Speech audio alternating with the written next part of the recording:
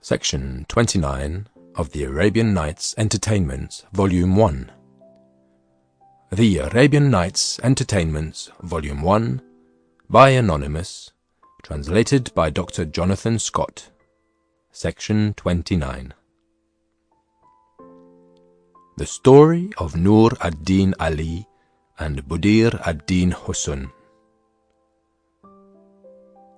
Commander of the Faithful, there was formerly a Sultan of Egypt, a strict observer of justice, gracious, merciful, and liberal, and his valour made him terrible to his neighbours. He loved the poor, and protected the learned, whom he advanced to the highest dignities. This Sultan had a vizier, who was prudent, wise, sagacious, and well versed in all sciences. This minister had 2 sons, who in everything followed his footsteps. The eldest was called Shumse ad-Din Mahmud, and the younger Nur ad-Din Ali.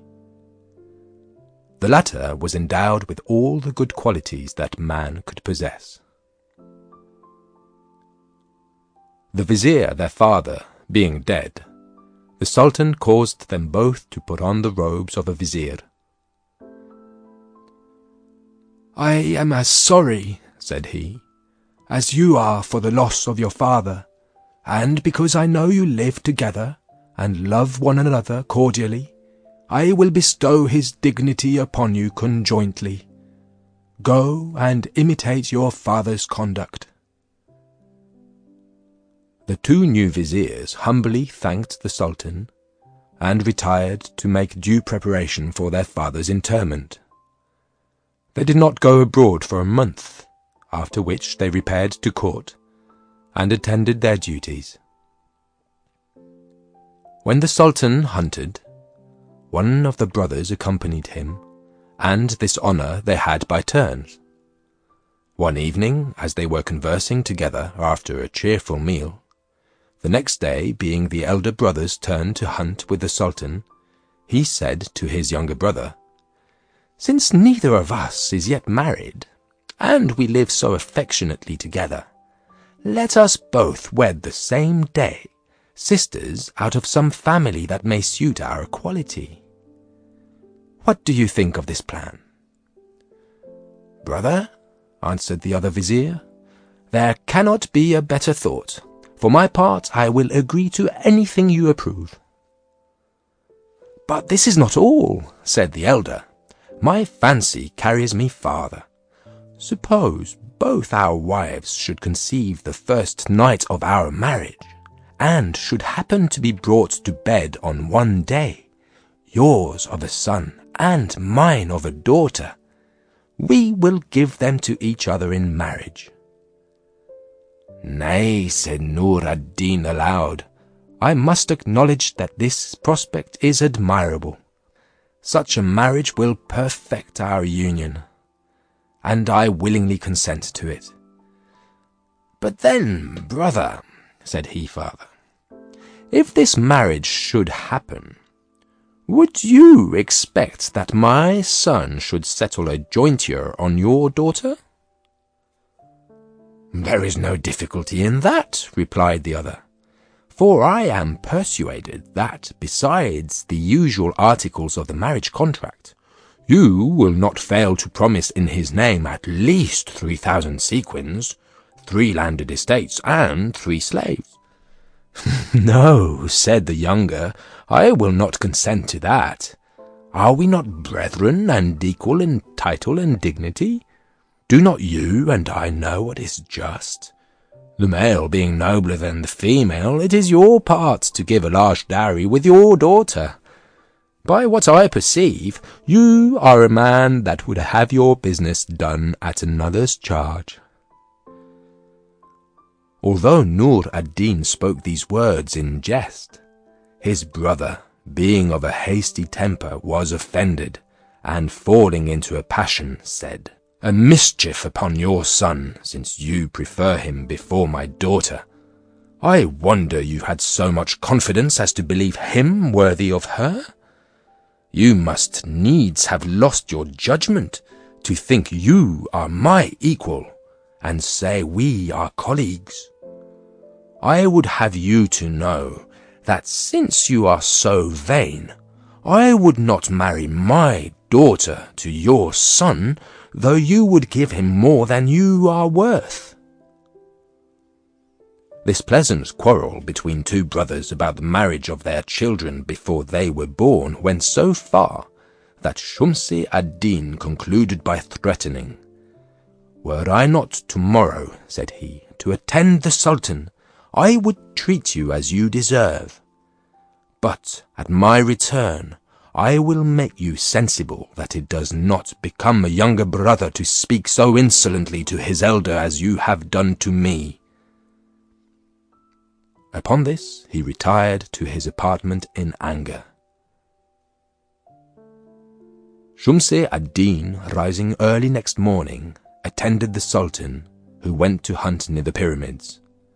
As for Nur ad-Din, he was very uneasy all night, and supposing it would not be possible to live longer with a brother who had treated him with so much haughtiness, he provided a stout mule, furnished himself with money and jewels, and having told his people that he was going on a private journey for 2 or 3 days, departed. When out of Cairo, he rode by way of the desert towards Arabia, but his mule happening to tire, was forced to continue his journey on foot. A courier, who was going to Bussorah, by good fortune overtaking him, took him up behind him. As soon as the courier reached that city, Nur ad-Din alighted, and returned him thanks for his kindness.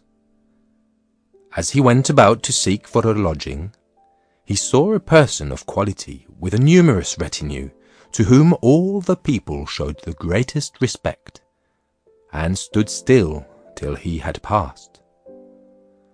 This personage was Grand Vizier to the Sultan of Bussorah, who was passing through the city to see that the inhabitants kept good order and discipline.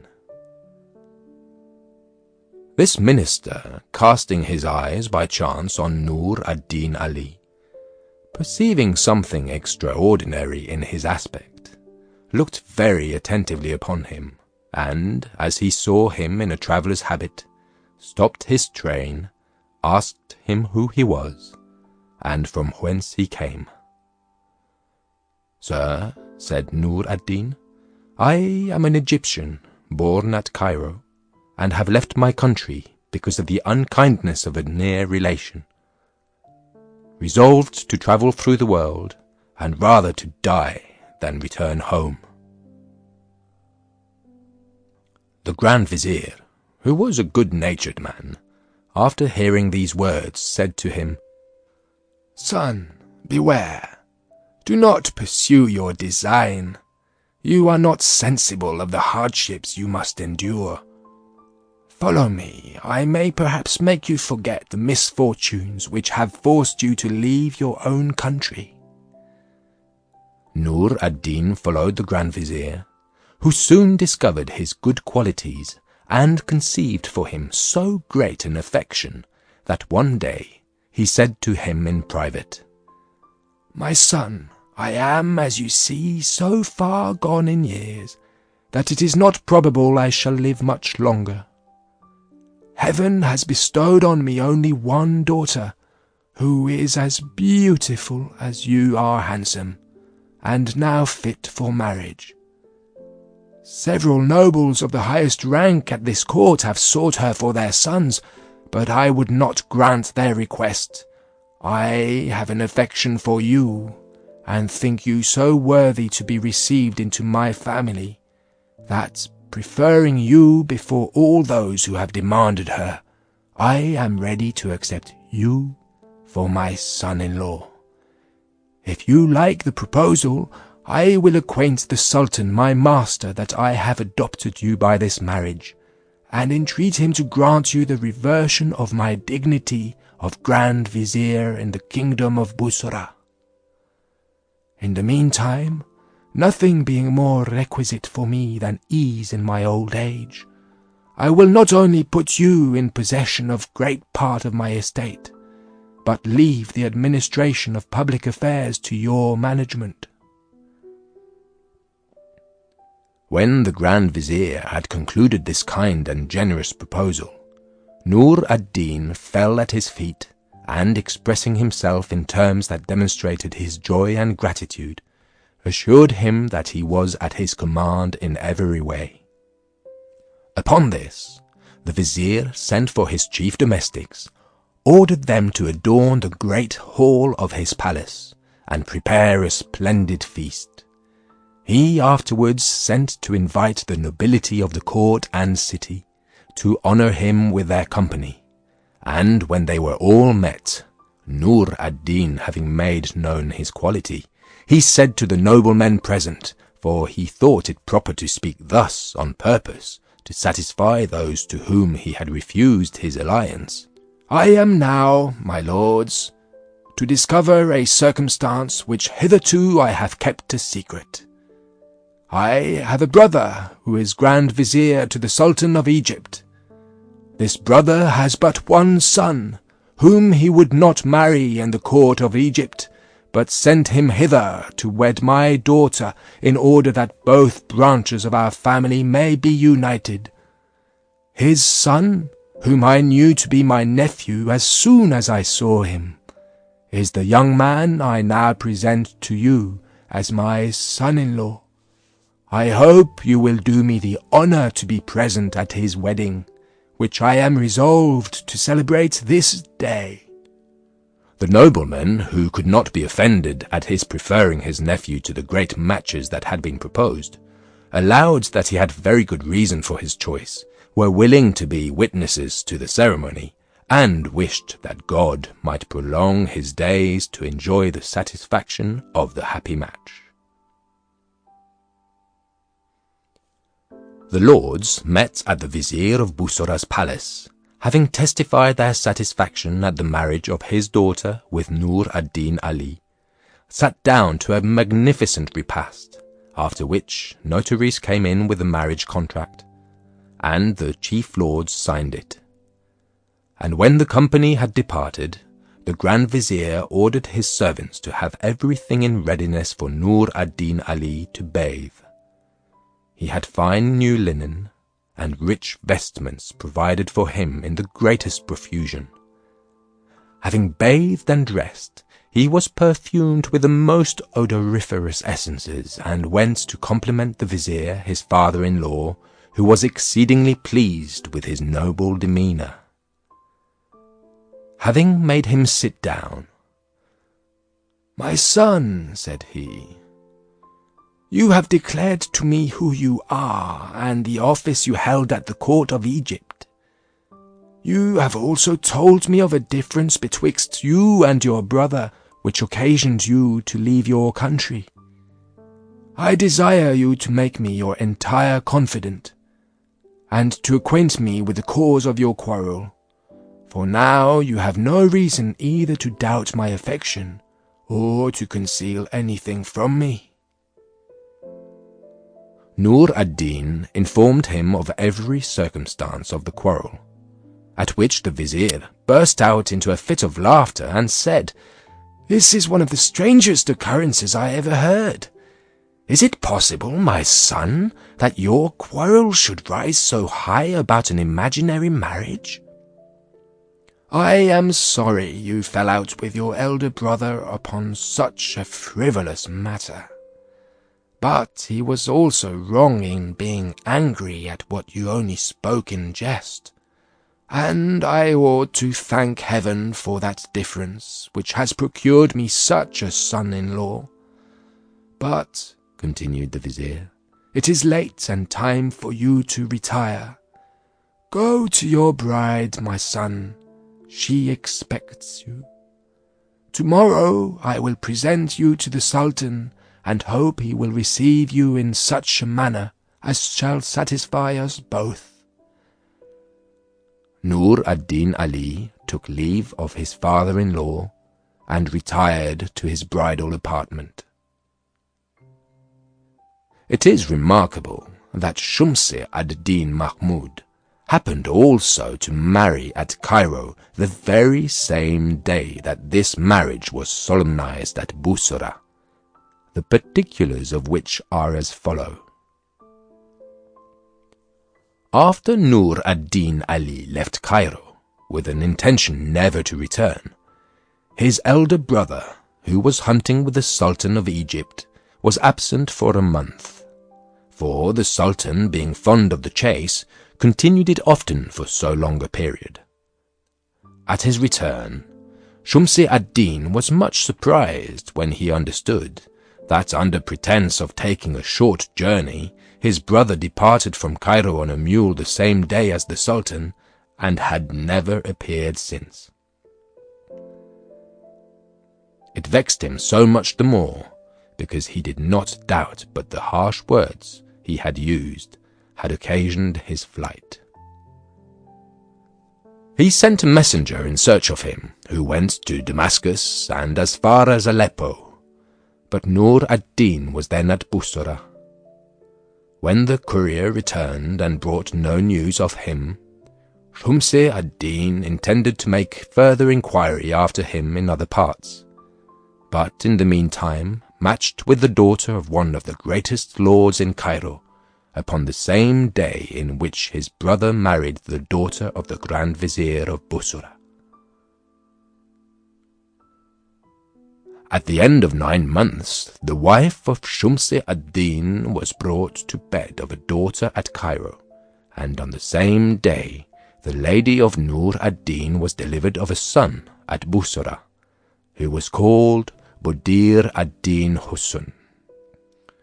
The Grand Vizier of Bussorah testified his joy for the birth of his grandson by gifts and public entertainments, and to show his son-in-law the great esteem he had for him, he went to the palace and most humbly besought the Sultan to grant Nur ad-Din Ali his office, that he might have the comfort before his death to see his son-in-law made Grand Vizier in his stead. The Sultan, who had conceived a distinguished regard for Nur ad-Din when the Vizier had presented him upon his marriage, and had ever since heard everybody speak well of him, readily granted his father-in-law's request, and caused Nur ad-Din immediately to be invested with the robe and insignia of the Vizarut, such as state drums, standards, and writing apparatus of gold, richly enamelled and set with jewels. The next day, when the father saw his son-in-law preside in council, as he himself had done, and perform all the offices of Grand Vizier, his joy was complete. Nur ad-Din Ali conducted himself with that dignity and propriety which showed him to have been used to state affairs, and engaged the approbation of the Sultan and reverence and affection of the people. The old Vizier of Bussorah died about 4 years afterwards, with great satisfaction, seeing a branch of his family that promised so fair to support its future consequence and respectability. Nur ad-Din Ali performed his last duty to him with all possible love and gratitude, and as soon as his son Budir ad-Din Husun had attained the age of 7 years, provided him an excellent tutor, who taught him such things as became his birth. The child had a ready wit, and a genius capable of receiving all the good instructions that could be given. After Budir ad-Din had been 2 years under the tuition of his master, who taught him perfectly to read, he learnt the Koran by heart. His father put him afterwards to other tutors, by whom his mind was cultivated to such a degree that when he was 12 years of age he had no more occasion for them, and then, as his physiognomy promised wonders, he was admired by all who saw him. Hitherto his father had kept him to study, but now he introduced him to the Sultan, who received him graciously. The people who saw him in the streets were charmed with his demeanour, and gave him 1,000 blessings.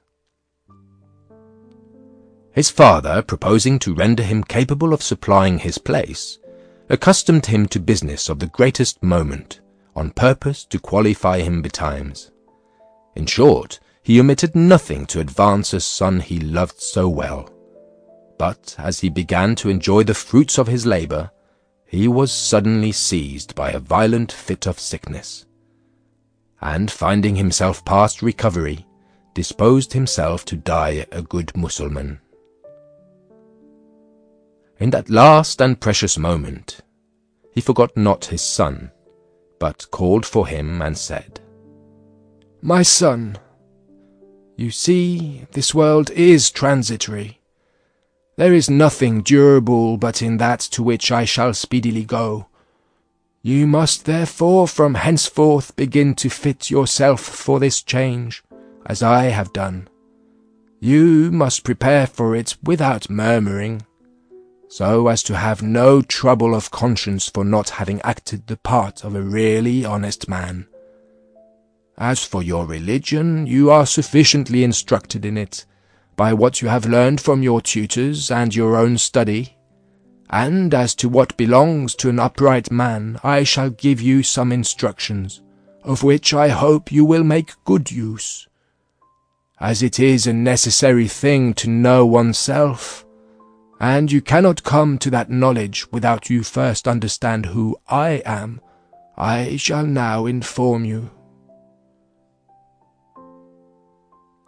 I am a native of Egypt. My father, your grandfather, was first minister to the Sultan of that kingdom. I had myself the honour to be vizier to that Sultan, and so has my brother, your uncle, who I suppose is yet alive. His name is Shums ad-Din Mahmud. I was obliged to leave him and come into this country, where I have raised myself to the high dignity I now enjoy. But you will understand all these matters more fully by a manuscript that I shall give you." At the same time, Nur ad-Din Ali gave to his son a memorandum book, saying, "Take and read it at your leisure. You will find, among other things, the day of my marriage and that of your birth. These are circumstances which perhaps you may hereafter have occasion to know. Therefore you must keep it very carefully."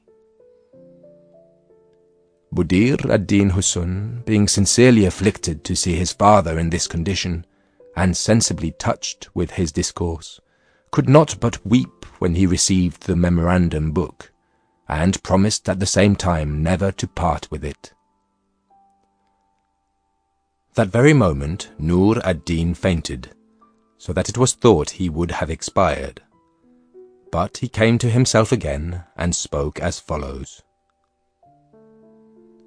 "My son, the first instruction I give you is not to make yourself familiar with all sorts of people. The way to live happy is to keep your mind to yourself, and not to tell your thoughts too easily. Secondly, not to do violence to anybody whatever, for in that case you will draw everybody's hatred upon you. You ought to consider the world as a creditor, to whom you owe moderation, compassion, and forbearance. Thirdly, not to say a word when you are reproached, for, as the proverb says, he that keeps silence is out of danger. And in this case particularly, you ought to practice it. You also know what one of our poets says upon this subject, that silence is the ornament and safeguard of life, that our speech ought not to be like a storm of hail that spoils all. Never did any man yet repent of having spoken too little, whereas many have been sorry that they spoke so much. Fourthly, to drink no wine, for that is the source of all vices. Fifthly, to be frugal in your way of living. If you do not squander your estate, It will maintain you in time of necessity. I do not mean you should be either profuse or niggardly, for though you have little, if you husband it well and lay it out on proper occasions, you will have many friends.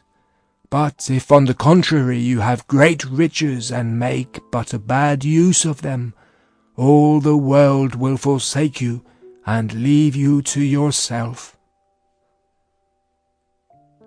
In short, the virtuous Nur ad-Din continued till the last aspiration of his breath to give good advice to his son, and when he was dead, he was magnificently interred. Nur ad-Din was buried with all the honours due to his rank. Buddir ad-Din Husun of Bussorah, for so he was called because born in that city, was with grief for the death of his father, that instead of a month's time to mourn, according to custom, he kept himself shut up in tears and solitude about 2 months, without seeing anybody, or so much as going abroad to pay his duty to his sovereign.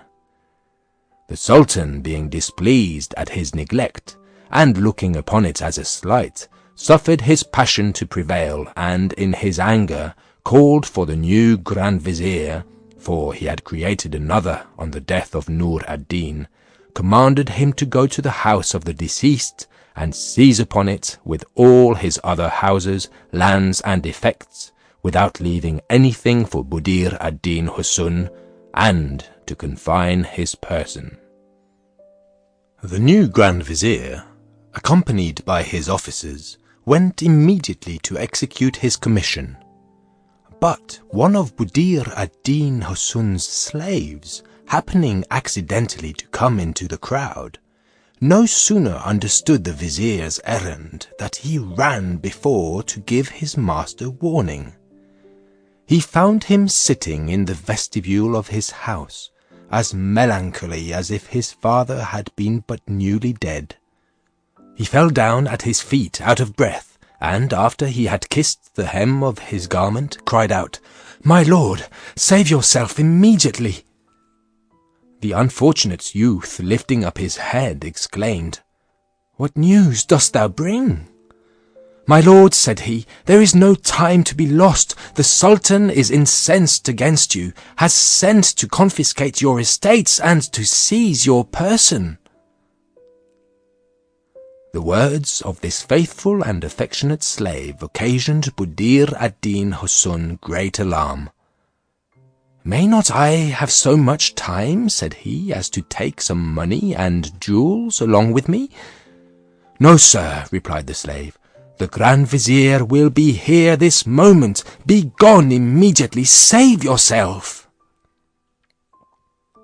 The unhappy youth rose hastily from his sofa, put his feet in his sandals, and after he had covered his head with the skirt of his vest, that his face might not be known, fled without knowing what way to go to avoid the impending danger.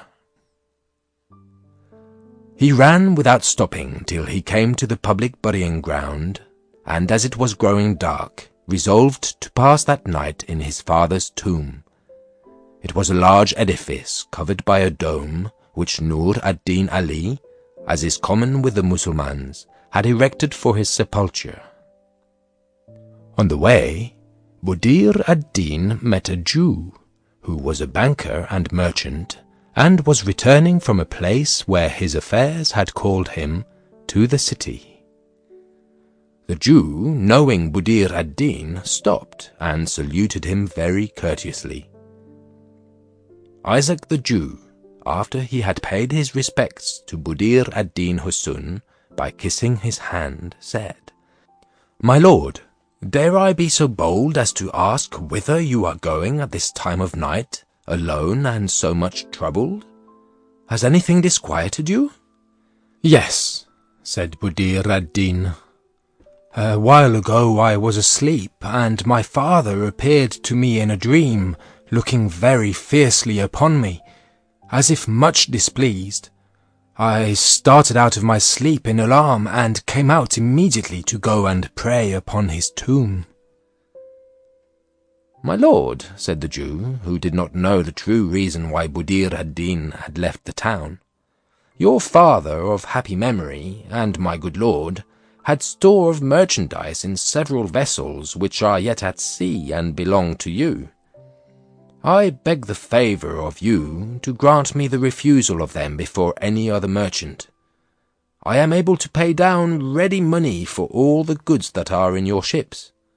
And to begin, if you will give me those that happen to come in the first that arrives in safety, I will pay you down in part of payment 1,000 sequins."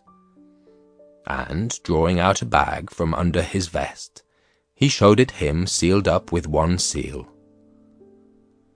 Buddir ad-Din Houssun, being banished from home and dispossessed of all that he had in the world, looked on this proposal of the Jew as a favour from heaven, and therefore accepted it with joy.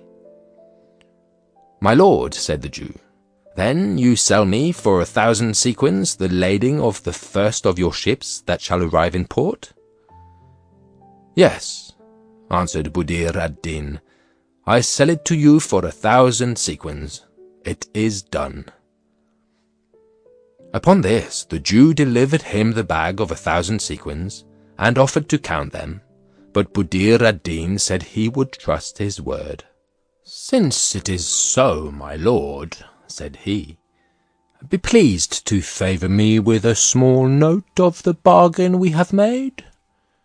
As he spoke, he pulled the inkhorn from his girdle, and, taking a small reed out of it neatly cut for writing, presented it to him with a piece of paper. Buddir ad-Din Houssun wrote these words: "This writing is to testify that Buddir ad-Din Houssun of Bussorah has sold to Isaac the Jew, for the sum of 1,000 sequins, received in hand, the lading of the first of his ships that shall arrive in this port." This note he delivered to the Jew, after having stamped it with his seal, and then took his leave of him. While Isaac pursued his journey to the city, Buddir ad-Din made the best of his way to his father's tomb. When he came to it, he prostrated himself to the ground, and, with his eyes full of tears, deplored his miserable condition.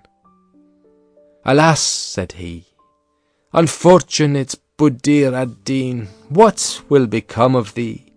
Whither canst thou fly for refuge against the unjust prince who persecutes thee? Was it not enough to be afflicted by the death of so dear a father? Must fortune needs add new misfortunes to just complaints?" He continued a long time in this posture, but at last rose up, and, leaning his head upon his father's tombstone, his sorrows returned more violently than before, so that he sighed and mourned, till, overcome with heaviness, he sunk upon the floor and dropped asleep. He had not slept long, when a genie, who had retired to the cemetery during the day and was intending, according to his custom, to range about the world at night, entered the sepulchre, and, finding Buddir ad-Din lying on his back, was surprised at his beauty. When the genie had attentively considered Buddir ad-Din Houssun, he said to himself, "To judge of this creature by his beauty, he would seem to be an angel of the terrestrial paradise, whom God has sent to put the world in a flame by his charms." At last, after he had satisfied himself with looking at him, he took a flight into the air, where, meeting by chance with a Peri, they saluted one another, after which he said to her, "Pray descend with me into the cemetery where I dwell, and I will show you a beauty worthy of your admiration." The Peri consented, and both descended in an instant. They came into the tomb. "Look," said the genie, showing her Buddir ad-Din Husayn. "Did you ever see a youth more beautiful?" The Peri, having attentively observed Buddir ad-Din, replied, "I must confess that he is a very handsome man, but I am just come from seeing an object at Cairo more admirable than this, and if you will hear me, I will relate her unhappy fate." "You will very much oblige me," answered the genie. "You must know then," said the Peri, "that the Sultan of Egypt has a vizier, Shumse ad-Din Mahmud, who has a daughter most beautiful and accomplished. The Sultan, having heard of this young lady's beauty, sent the other day for her father and said, 'I understand you have a daughter to marry. I would have her for my bride. Will not you consent?' The vizier, who did not expect this proposal, was troubled, and instead of accepting it joyfully, which another in his place would certainly have done, he answered the Sultan, 'May it please your Majesty, I am not worthy of the honour you would confer upon me, and I most humbly beseech you to pardon me if I do not accede to your request. You know I had a brother, who had the honour, as well as myself, to be one of your viziers. We had some difference together, which was the cause of his leaving me suddenly. Since that time I have had no account of him, till within these 4 days, that I heard he died at Bussorah, being Grand Vizier to the Sultan of that kingdom. He has left a son, and there having been an agreement between us to match our children together, I am persuaded he intended that match when he died, and being desirous to fulfill the promise on my part, I conjure your Majesty to grant me permission." The Sultan of Egypt, provoked at this denial of his vizier, said to him in anger which he could not restrain, "Is this the way in which you requite my condescension, in stooping so low as to desire your alliance? I know how to revenge your presumption in daring to prefer another to me, and I swear that your daughter shall be married to the most contemptible and ugly of my slaves." Having thus spoken, he angrily commanded the vizier to quit his presence. The vizier retired to his palace, full of confusion and overwhelmed in despair.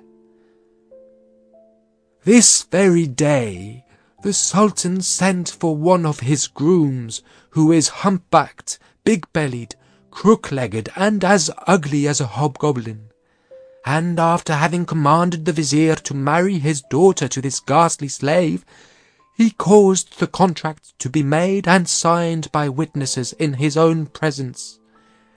The preparations for this fantastical wedding are all ready, and this very moment all the slaves belonging to the lords of the court of Egypt are waiting at the door of the bath, each with a flambeau in his hand, for the crook-back groom, who is bathing, to go along with them to his bride, who is already dressed to receive him.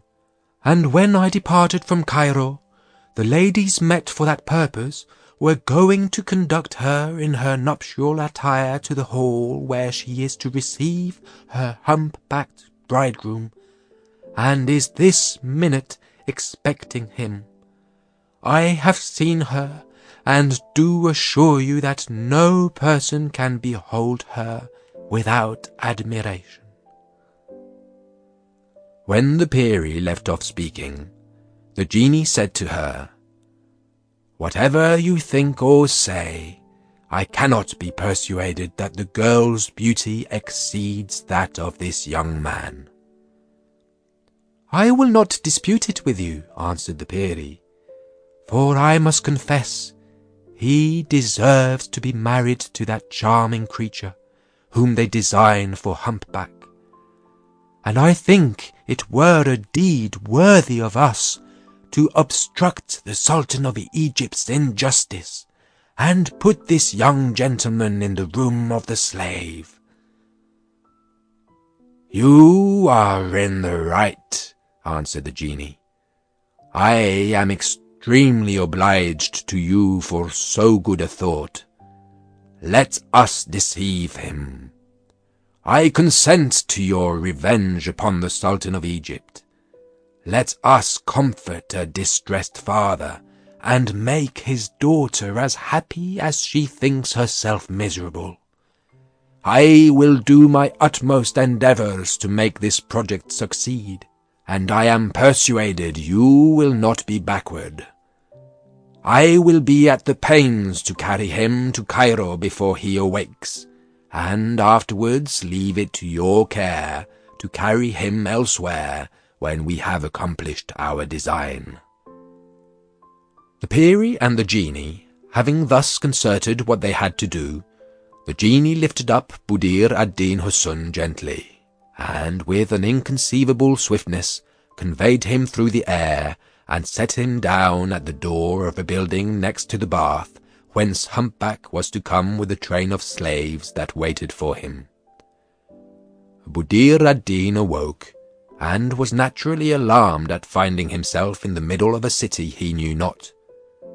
He was going to cry out, but the genie touched him gently on the shoulder, and forbade him to speak. He then put a torch in his hand, saying, "Go and mix with the crowd at the door of the bath. Follow them till you come into a hall, where they are going to celebrate a marriage. The bridegroom is a humpbacked fellow, and by that you will easily know him. Put yourself at the right hand as you go in. Open the purse of sequins you have in your bosom, distribute them among the musicians and dancers as they go along, and when you are got into the hall, give money also to the female slaves you see about the bride. But every time you put your hand in your purse, be sure to take out a whole handful, and do not spare them. Observe to do everything exactly as I have desired you. Be not afraid of any person, and leave the rest to a superior power who will order matters as he thinks fit." Buddir ad-Din, being well instructed in all that he was to do, advanced towards the door of the bath. The first thing he did was to light his torch at that of a slave, and then, mixing among them as if he belonged to some noblemen of Cairo, he marched along as they did, and followed humpback, who came out of the bath, and mounted a horse from the Sultan's own stable.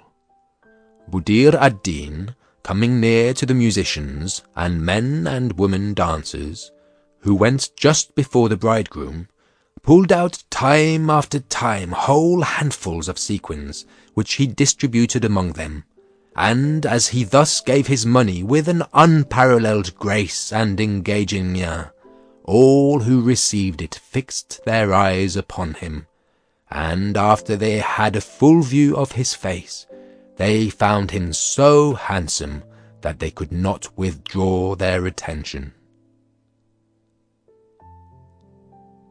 End of section 29. Section 30 of the Arabian Nights Entertainments Volume 1. The Arabian Nights Entertainments Volume 1 by Anonymous, translated by Dr. Jonathan Scott, Section 30. At last they came to the gates of the vizier, who little thought his nephew was so near. The doorkeepers, to prevent any disorder, kept back all the slaves that carried torches, and would not admit them. Buddir ad-Din was likewise refused, but the musicians, who had free entrance, stood still, and protested they would not go in if they hindered him from accompanying them. "He is not one of the slaves," said they. "Look upon him, and you will soon be satisfied. He is certainly a young stranger, who is curious to see the ceremonies observed at marriages in this city." And saying thus, they put him in the midst of them, and carried him with them in spite of the porters. They took his torch out of his hand, gave it to the first they met, and having brought him into the hall, placed him at the right hand of the hump-backed bridegroom, who sat near the vizier's daughter on a throne most richly adorned. She appeared very lovely, but in her face there was nothing to be seen but vexation and grief. The cause of this was easily to be guessed, when she had by her side a bridegroom so very deformed, and so unworthy of her love. The nuptial seat was in the midst of an estrade. The ladies of the emirs, viziers, those of the sultan's bedchamber, and several other ladies of the court and city were placed on each side, a little lower, every one according to her rank, and richly dressed, holding a large wax taper in her hands. When they saw Buddir ad-Din Houssun, they all fixed their eyes upon him, and admiring his shape, his behaviour, and the beauty of his face, they could not forbear looking upon him. When he was seated, every one left their seats, came near to him to have a full view of his face, and all found themselves moved with love and admiration. The disparity between Buddir ad-Din Houssun and the humpbacked groom, who made such a contemptible figure, occasioned great murmuring among the company, insomuch that the ladies cried out, "We must give our bride to this handsome young gentleman, and not to this ugly humpback." Nor did they rest here, but uttered imprecations against the Sultan, who, abusing his absolute power, would unite ugliness and beauty together. They also mocked the bridegroom, so as to put him out of countenance, to the great satisfaction of the spectators, whose shouts for some time put a stop to the concert of music in the hall. At last the musicians began again, and the women who had dressed the bride surrounded her. Each time that the bride retired to change her dress, she, on her return, passed by humpback without giving him one look, and went towards Buddir ad-Din, before whom she presented herself in her new attire. On this occasion, Buddir ad-Din, according to the instructions given him by the genie, failed not to put his hands in his purse, and pulled out handfuls of sequins, which he distributed among the women that followed the bride. Nor did he forget the players and dancers, but also threw money to them. It was pleasant to see how they pushed one another to gather it up. They shewed themselves thankful for his liberality. When the ceremony of changing habits was past, the music ceased and the company retired. The bride repaired to the nuptial chamber, whither her attendants followed to undress her, and none remained in the hall but the humpback groom, Buddir ad-Din, and some of the domestics. Humpback, who was enraged at Buddir ad-Din, suspecting him to be his rival, gave him a cross look, and said, "And thou? What dost thou wait for? Why art thou not gone as well as the rest? Depart." Buddir ad-Din, having no pretence to stay, withdrew, not knowing what to do with himself. But before he got out of the vestibule, the genie and the peri met him and stopped him. "Whither are you going?" said the peri. "Stay, humpback is not in the hall. Return, and introduce yourself into the bride's chamber. As soon as you are alone with her, tell her boldly that you are her husband, that the Sultan's intention was only to make sport with the groom. In the meantime, we will take care that the humpback shall not return, and let nothing hinder your passing the night with your bride, for she is yours and not his." While the peri thus encouraged Buddir ad-Din, and instructed him how he should behave himself, humpback had really gone out of the room for a moment.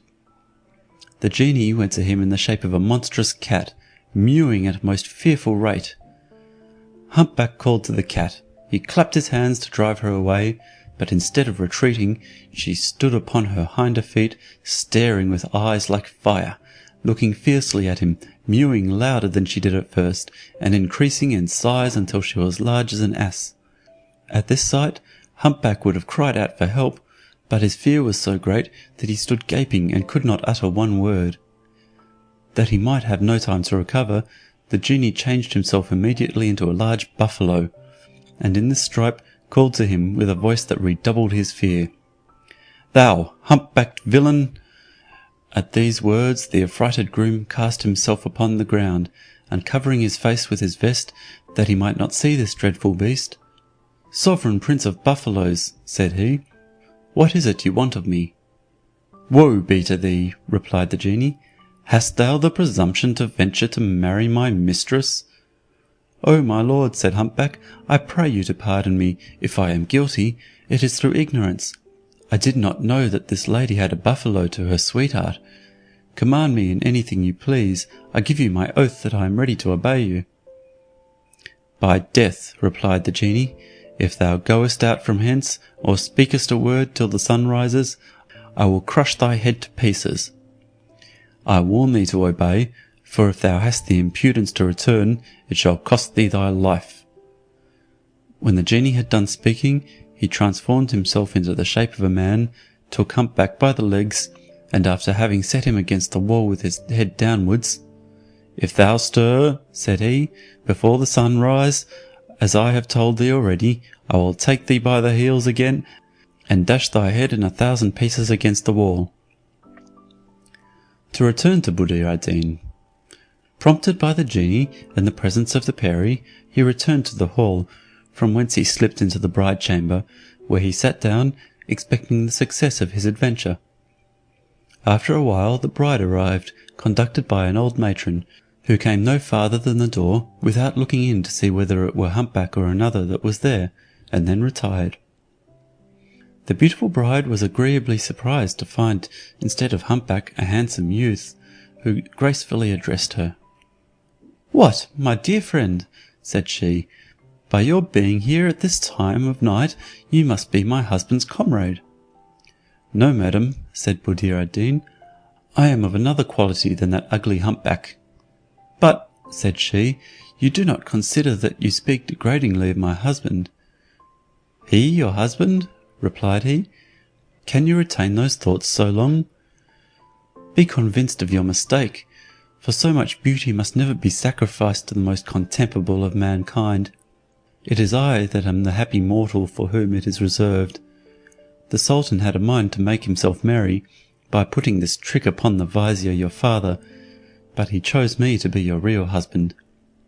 You might have observed how the ladies, the musicians, the dancers, your women, and all the servants of your family, were pleased with this comedy. We have sent humpback to his stable again." At this discourse, the vizier's daughter, who was more like one dead than alive when she came into the bride chamber, put on a gay air, which made her so handsome that Buddir ad-Deen was charmed with her graces. "I did not expect," said she, "to meet with so pleasing a surprise, and I had condemned myself to live unhappy all my days. But my good fortune is so much the greater, that I possess in you a man worthy of my tenderest affection."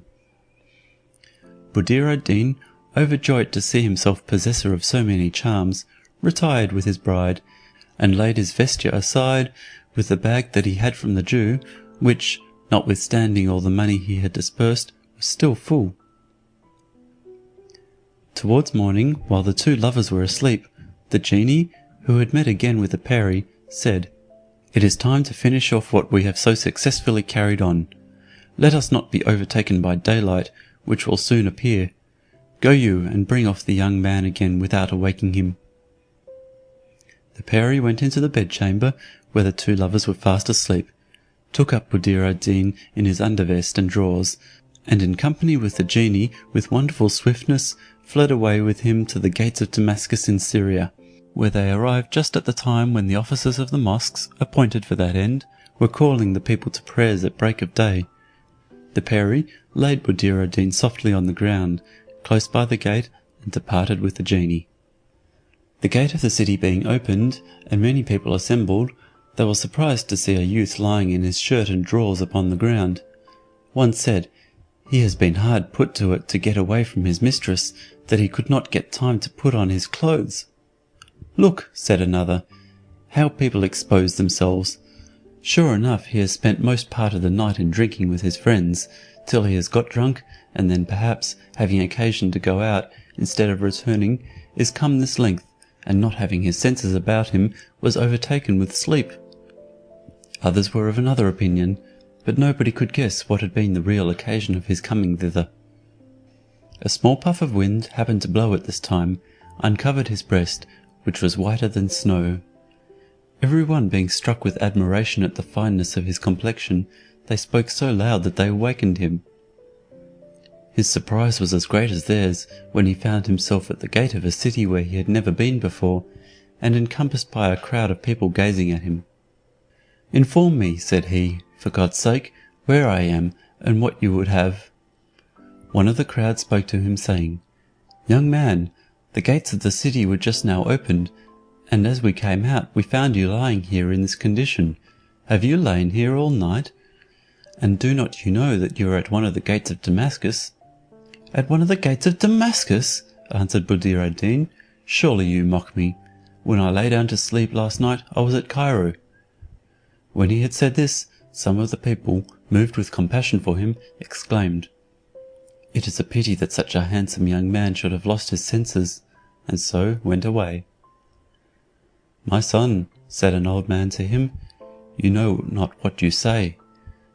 How is it possible that you, being this morning at Damascus, could be last night at Cairo?" "It is true," said Buddir ad-Deen, "and I swear to you that I was all day yesterday at Bassorah." He had no sooner said this than all the people fell into a fit of laughter, and cried out, "He's a fool! He's a madman!" There were some, however, that pitied him because of his youth, and one among the company said to him, "My son, you must certainly be crazed. You do not consider what you say. Is it possible that a man could be yesterday at Bassorah, at the same night at Cairo, and this morning at Damascus? Surely you are asleep still. Come, rouse up your spirits." "What I say," answered Buddir ad-Deen Houssun, "is so true that last night I was married in the city of Cairo." All those who laughed before could not forbear again at this declaration. "Recollect yourself," said the same person who spoke before. "You must have dreamt all this, and the fancy still possesses your brain." "I am sensible of what I say," answered the young man.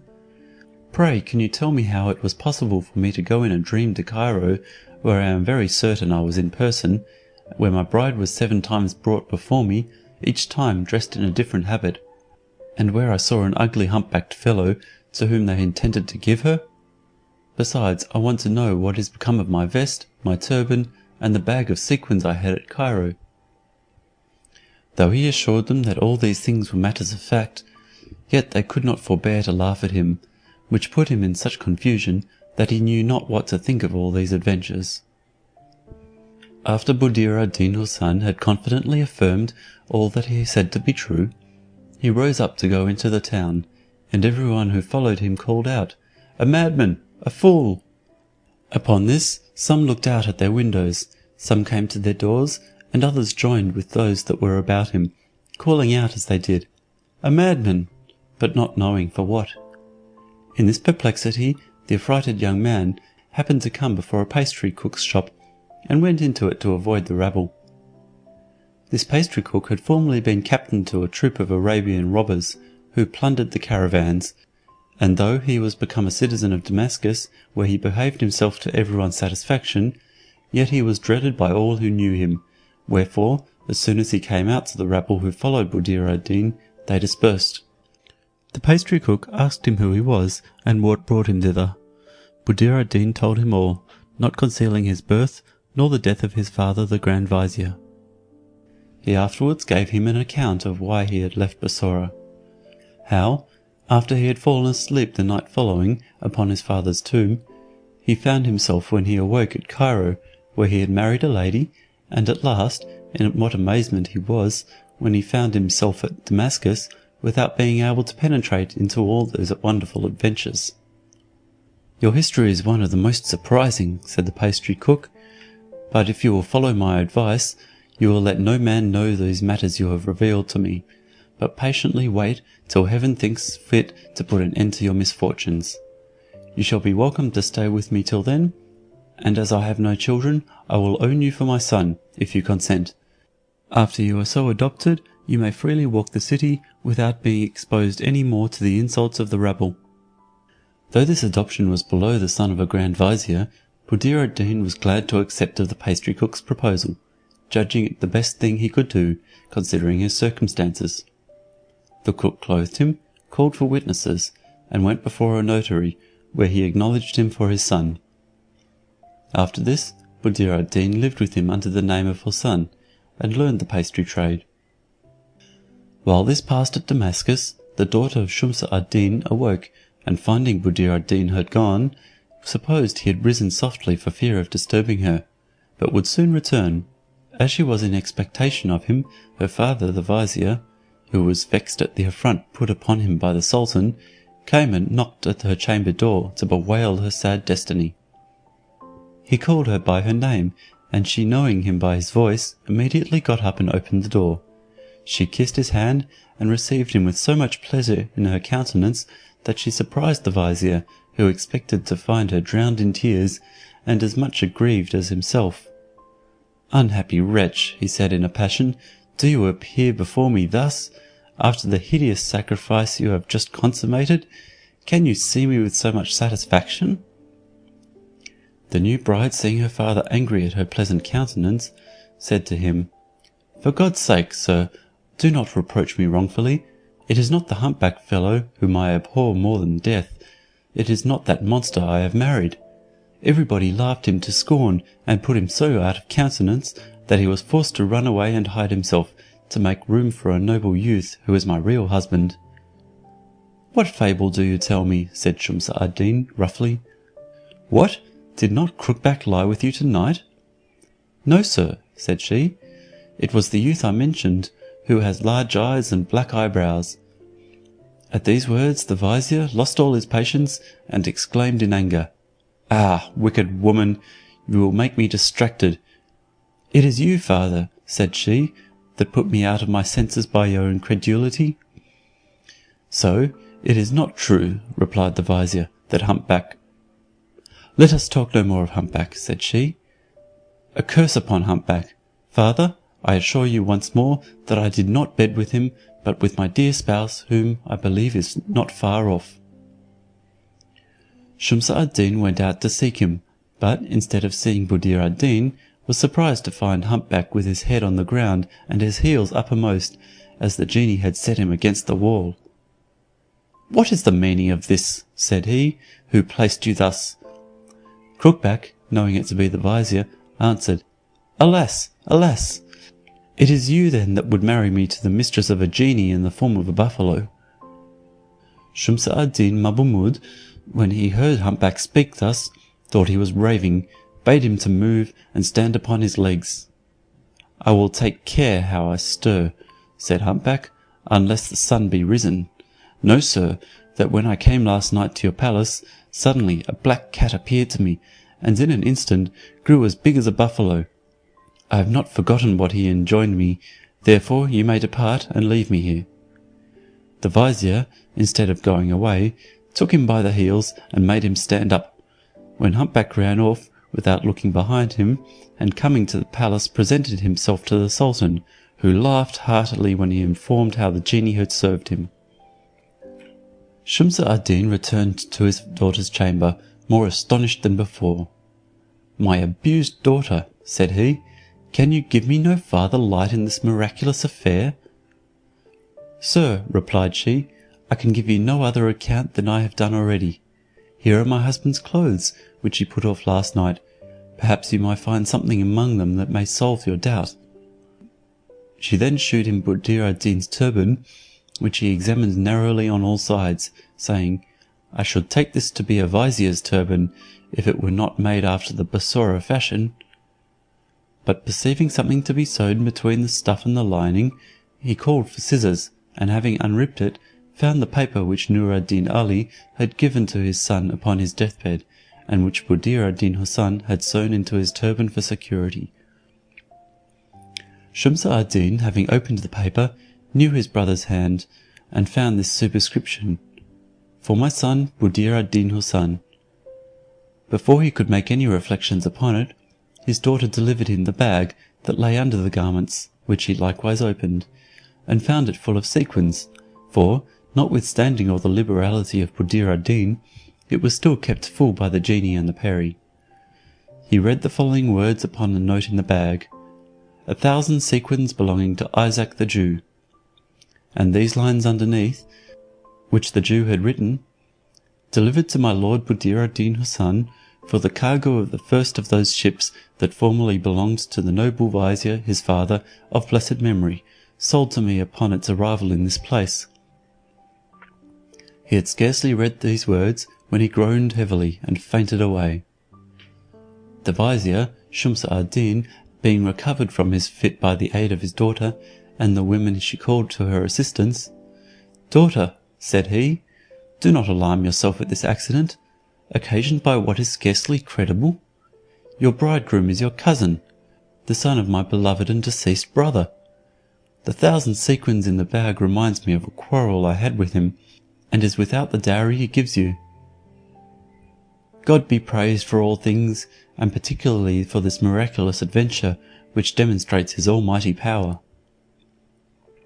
Then, looking again upon his brother's writing, he kissed it several times, shedding abundance of tears. He looked over the book from beginning to end. In it he found the date of his brother's arrival at Bassorah, of his marriage, and of the date of birth of his son, and when he compared them with the day of his own marriage and the birth of his daughter at Cairo, he wondered at the exact coincidence which appeared in every circumstance. The happy discovery put him into such a transport of joy that he took the book with the ticket of the bag, and shewed them to the Sultan, who pardoned what was past, and was so much pleased with the relation of this adventure, that he caused it with all its circumstances to be put in writing for the information of posterity.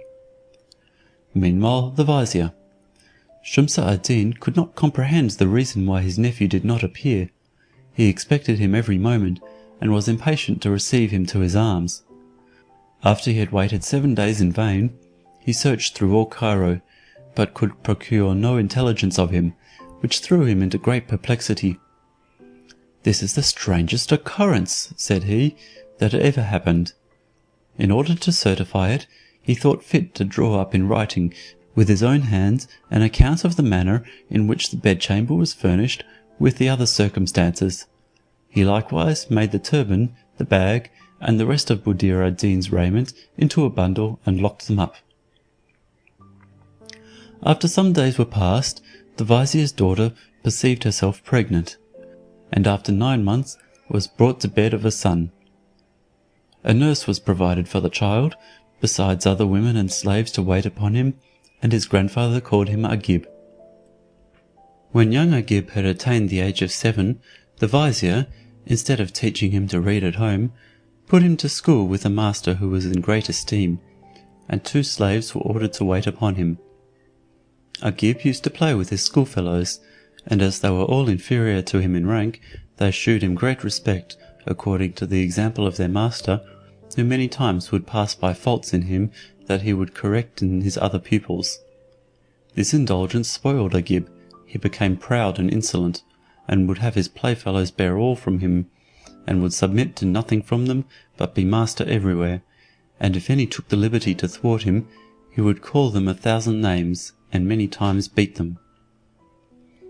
In short, all the scholars grew weary of his insolence, and complained of him to their master. He answered, that they must have patience. But when he saw that Agib grew still more and more overbearing, and occasioned him much trouble, "Children," said he to his scholars, "I find Agib is a little insolent gentleman. I will shew you how to mortify him, so that he shall never torment you any more. Nay, I believe it will make him leave the school. When he comes again tomorrow, place yourselves round him, and let one of you call out, 'Come, let us play,' but upon condition that everyone who desires to play shall tell his own name, and the names of his father and mother. They who refuse shall be esteemed bastards, and not be suffered to play in our company." Next day, when they were gathered together, they failed not to follow their master's instruction. They placed themselves round Agib, and one of them called out, "Let us begin a play, but on condition that he who cannot tell his own name and that of his father and mother shall not play at all." They all cried out, and so did Agib, "We consent."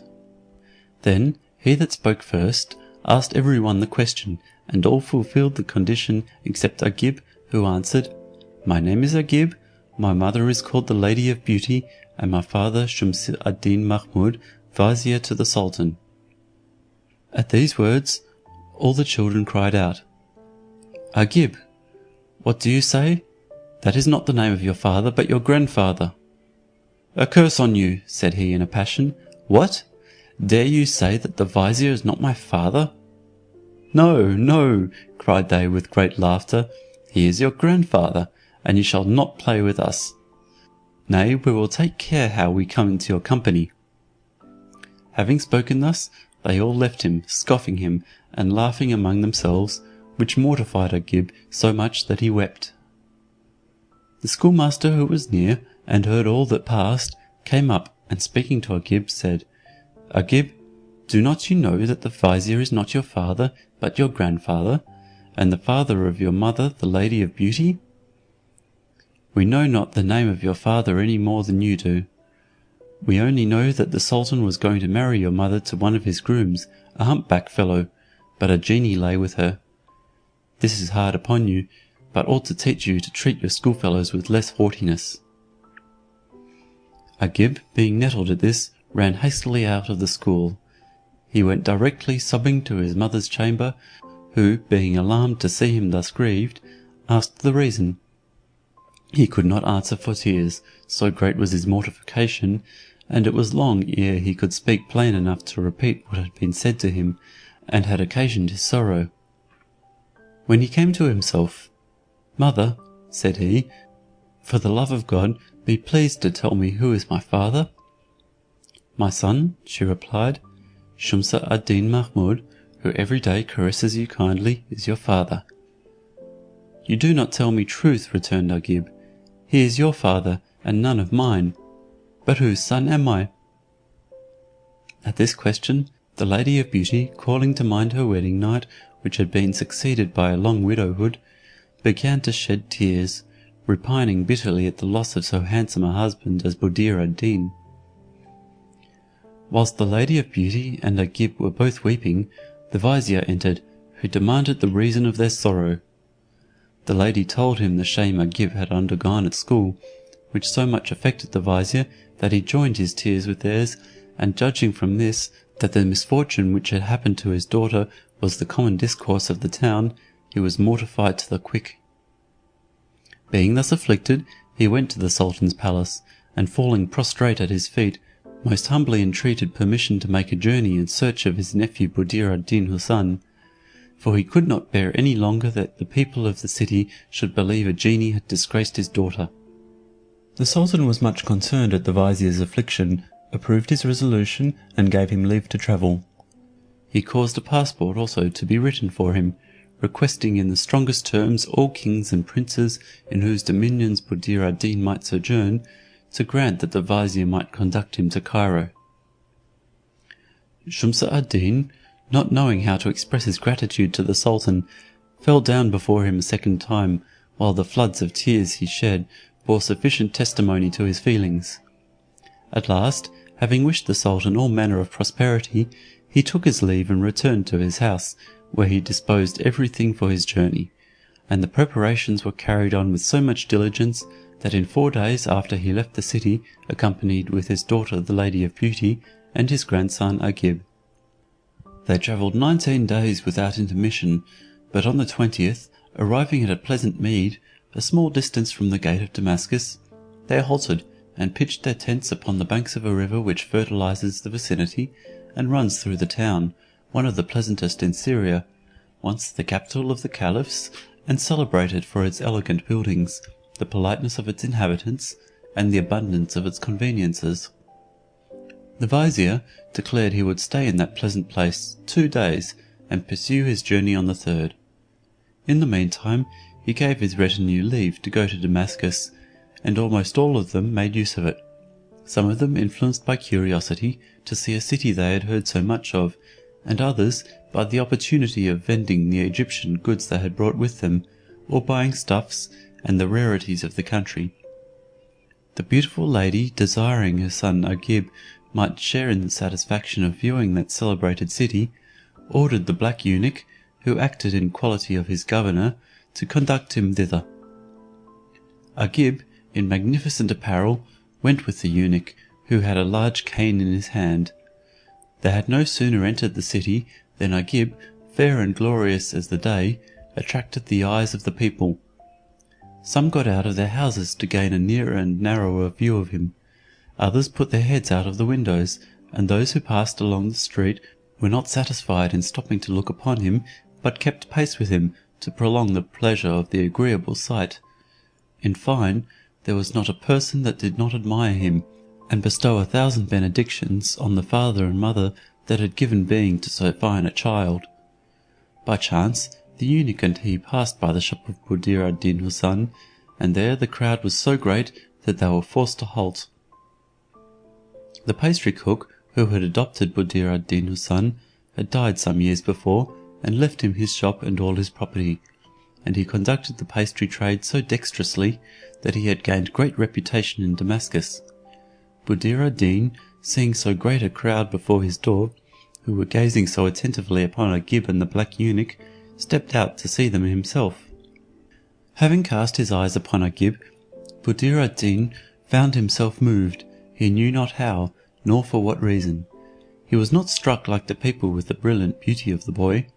Another cause, unknown to him, gave rise to the uneasiness and emotion he felt.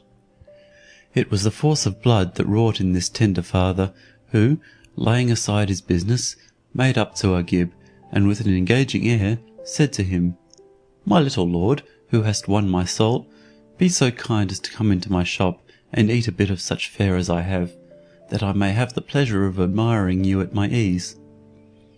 These words he pronounced with such tenderness that tears trickled from his eyes. Little Agib was moved when he saw his emotion, and turning to the eunuch, said, "This honest man speaks in such an affectionate manner that I cannot avoid complying with his request.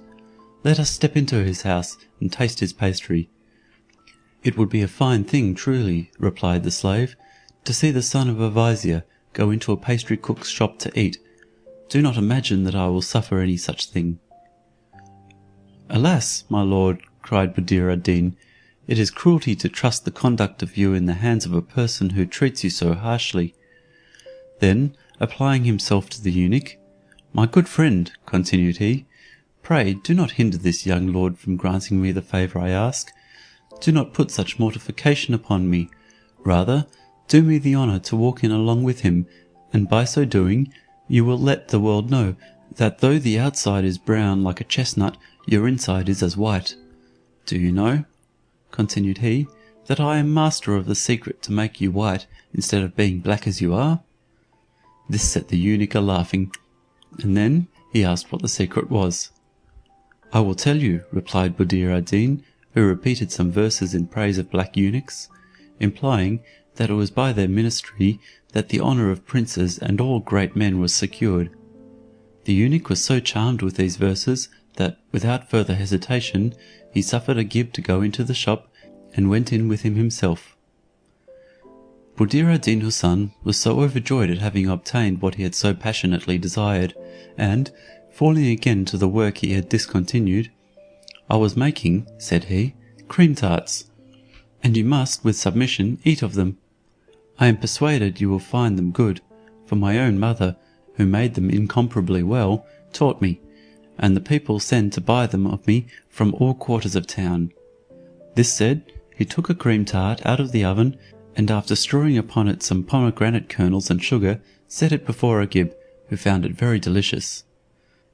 Another was served up to the eunuch, and he gave the same judgment. End of section 30. Section 31 of the Arabian Nights Entertainments, Volume 1. The Arabian Nights Entertainments, Volume 1, by Anonymous, translated by Dr. Jonathan Scott. Section 31. The Story of Noor ad-Din Ali and Buddir ad-Din Houssun, Part C.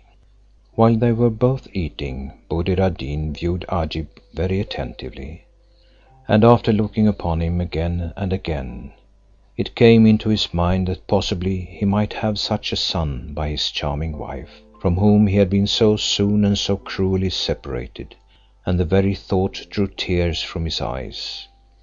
He intended to have put some questions to little Ajib about his journey to Damascus, but the child had no time to gratify his curiosity, for the eunuch, pressing him to return to his grandfather's tent, took him away as soon as he had done eating. Buddir ad Deen Houssun, not contented with looking after him, shut up his shop immediately and followed him.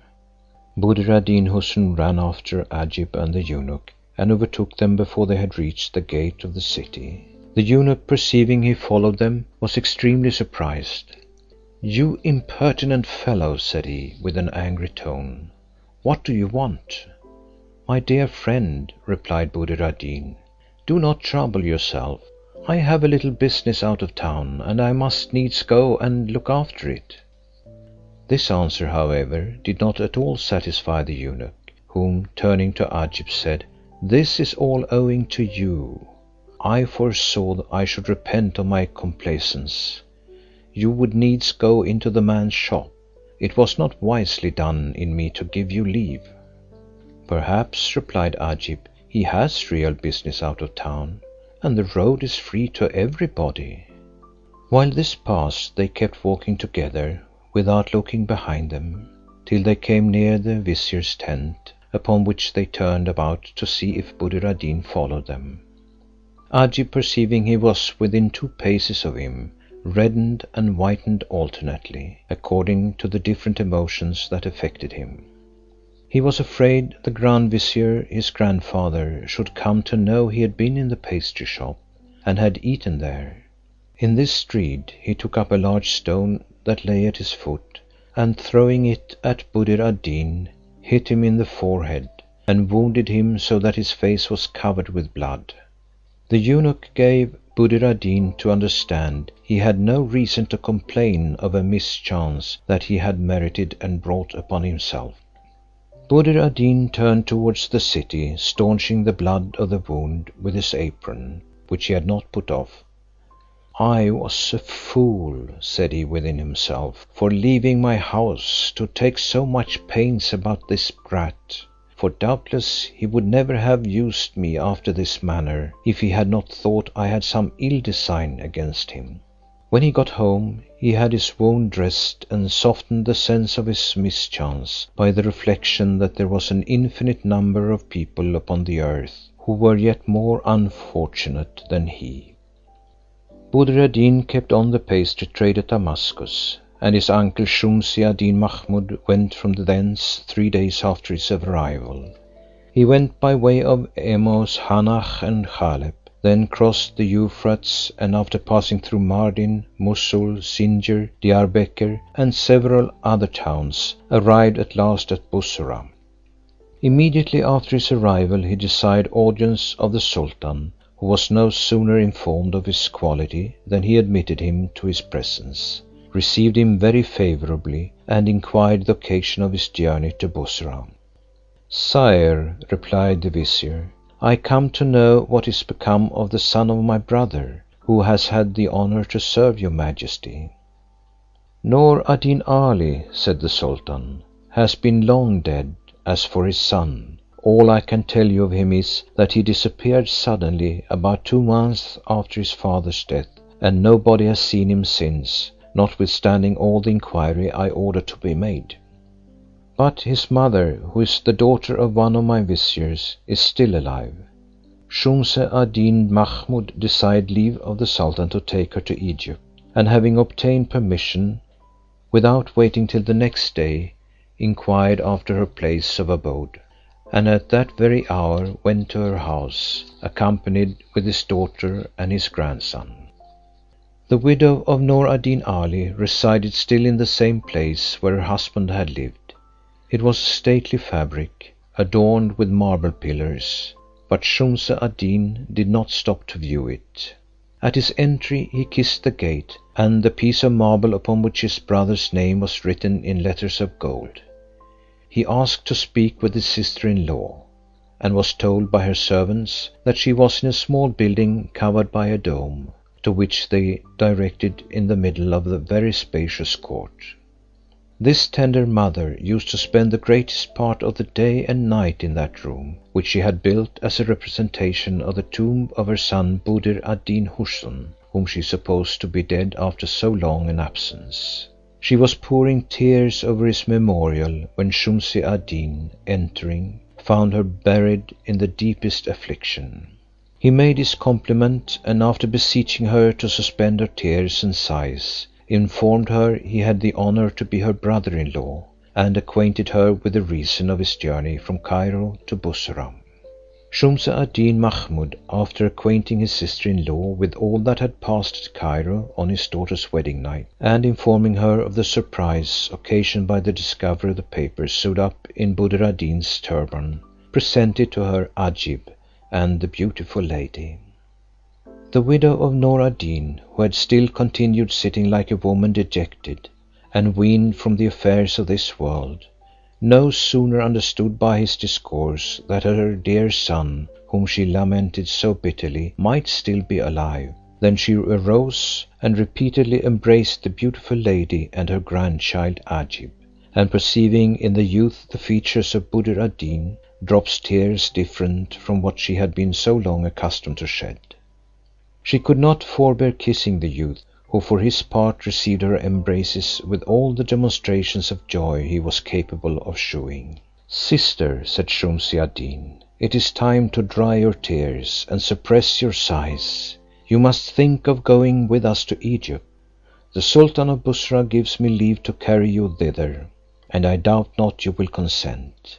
I am in hopes we shall at last find out your son, my nephew, and if we do, the history of him, of you, of my own daughter, and of my own adventures will deserve to be committed to writing and transmitted to posterity."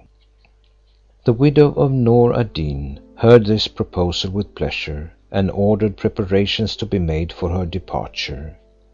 While they were making, Shumse ad-Deen desired a second audience, and after taking leave of the Sultan, who dismissed him with ample marks of respect, and gave him a considerable present for himself, and another of great value for the Sultan of Egypt, he set out from Bussorah once more for the city of Damascus. When he arrived in the neighbourhood of Damascus, he ordered his tents to be pitched without the gate, at which he designed to enter the city, and gave out he would tarry there 3 days, to give his suit rest, and buy up curiosities to present to the Sultan of Egypt. While he was employed in selecting the finest stuffs which the principal merchants had brought to his tents, Ajib begged the black eunuch, his governor, to carry him through the city, in order to see what he had not had leisure to view before, and to inquire what was become of the pastry cook whom he had wounded. The eunuch, complying with his request, went along with him towards the city, after leave obtained of the beautiful lady his mother. They entered Damascus by the Paradise Gate, which lay next to the tents of the vizier.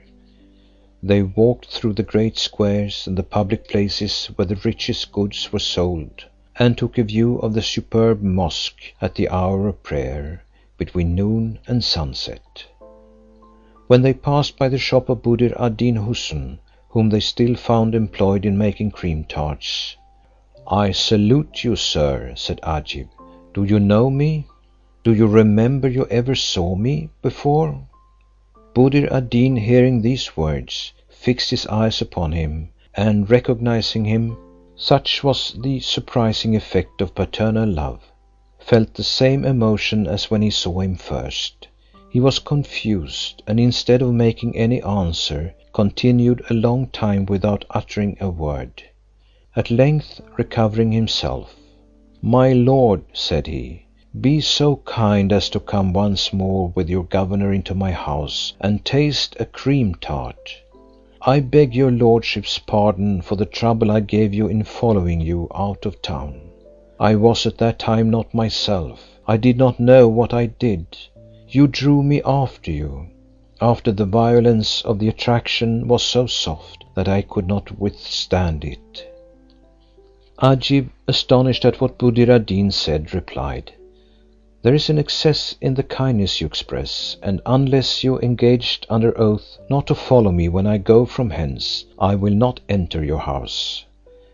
If you give me your promise and prove a man of your word, I will visit you again tomorrow, since the vizier, my grandfather, is still employed in buying up rarities for a present to the Sultan of Egypt." "My lord," replied Buddir ad Deen, "I will do whatever you would have me." This said, Agib and the eunuch went into the shop. Presently after, Buddir ad Deen set before them a cream tart that was full as good as what they had eaten before. "Come," said Agib, "sit down by me and eat with us." Buddir ad Deen sat down and attempted to embrace Agib, as a testimony of the joy he conceived upon sitting by him. But Agib pushed him away, desiring him not to be too familiar. Buddir ad Deen obeyed, and repeated some extempore verses in praise of Agib. He did not eat, but made it his business to serve his guests.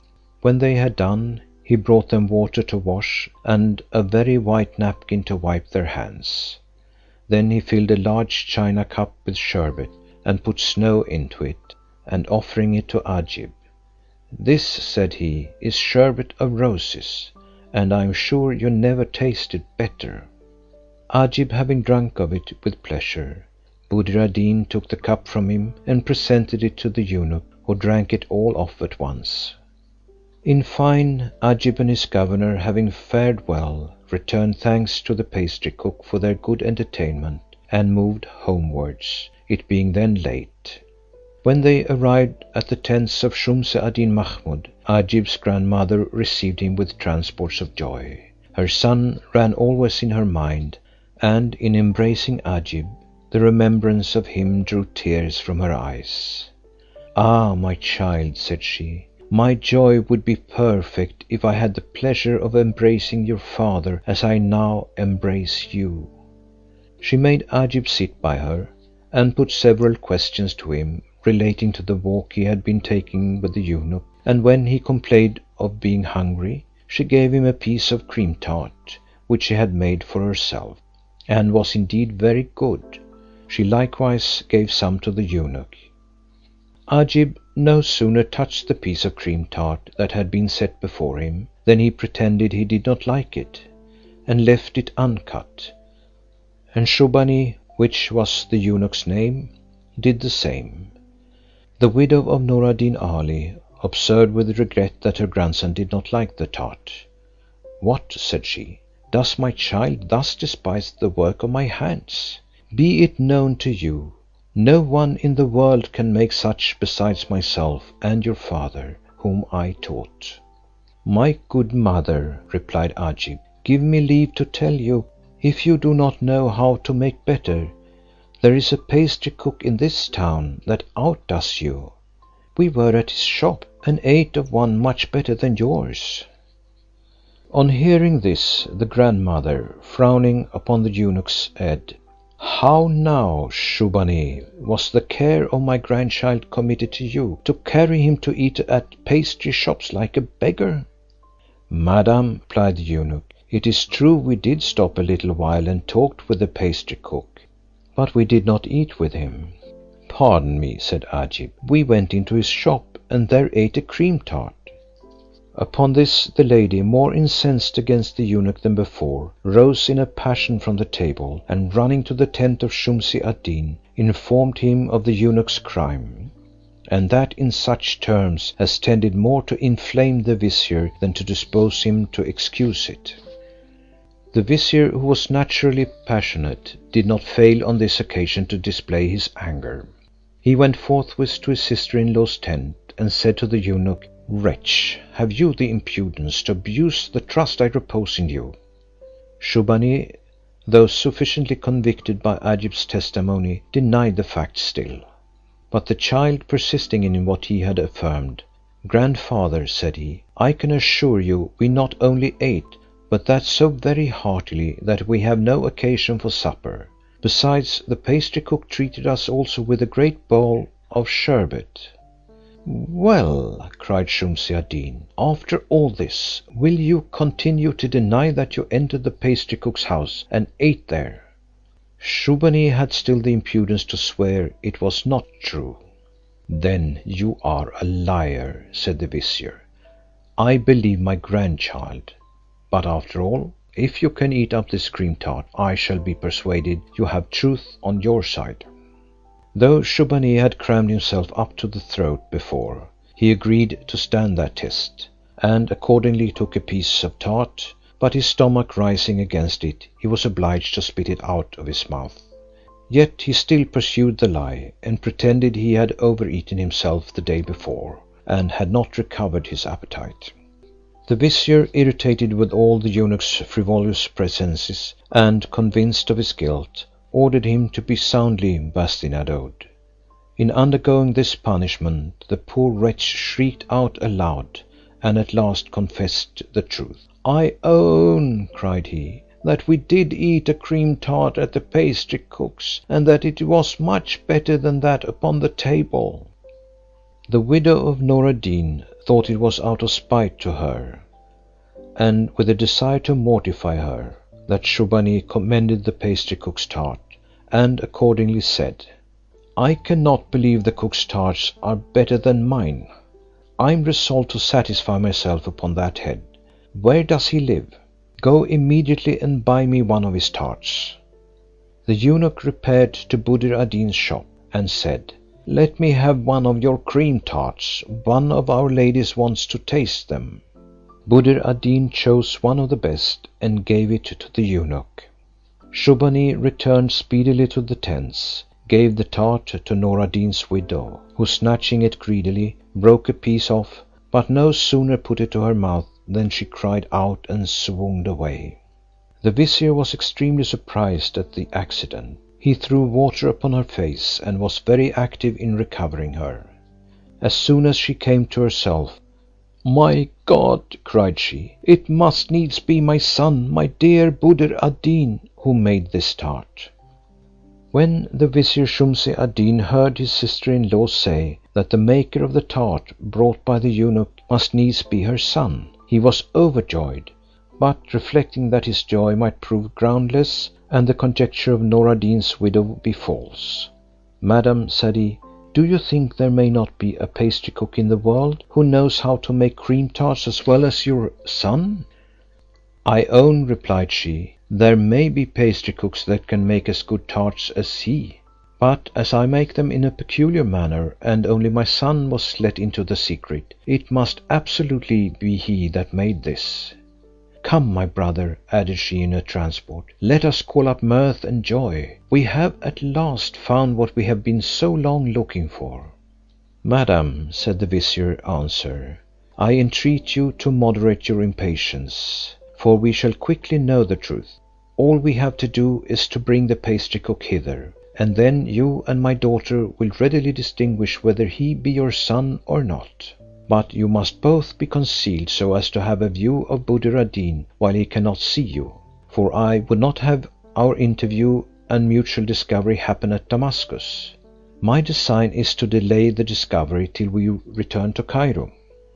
This said, he left the ladies in their tent, and retired to his own, where he called for 50 of his men, and said to them, "Take each of you a stick in your hands, and follow Shubbaunee, who will conduct you to a pastry cook in this city. When you arrive there, break and dash in pieces all you find in the shop. If he demand the reason of your outrage, only ask him in return if it was not he that made the cream tart that was brought from his house. If he answer in the affirmative, seize his person, fetter him, and bring him along with you, but take care you do not beat him, nor do him the least harm. Go, and lose no time." The vizier's orders were immediately executed. The detachment, conducted by the black eunuch, went with expedition to Buddir ad Deen's house, broke in pieces the plates, kettles, copper pans, and all the other movables and utensils they met with, and inundated the sherbet shop with cream and comfits. Buddir ad Deen, astonished at the sight, said with a pitiful tone, "Pray, good people, why do you serve me so? What is the matter? What have I done?" "Was it not you," said they, "that sold this eunuch the cream tart?" "Yes," replied he, "I am the man, and who says anything against it? I defy anyone to make a better." Instead of giving him an answer, they continued to break all around them, and the oven itself was not spared. In the meantime the neighbours took the alarm, and surprised to see 50 armed men committing such a disorder, asked the reason of such violence, and Buddir ad Deen said once more to the rioters, "Pray tell me, what crime have I committed to deserve this usage?" "Was it not you," replied they, "that made the cream tart you sold to the eunuch?" "Yes, yes, it was I," replied he. "I maintain it is a good one. I do not deserve this treatment." However, without listening to him, they seized his person, and snatching the cloth off his turban, tied his hands with it behind his back, and, after dragging him by force out of his shop, marched off. The mob, gathering from compassion to Buddir ad Deen, took his part.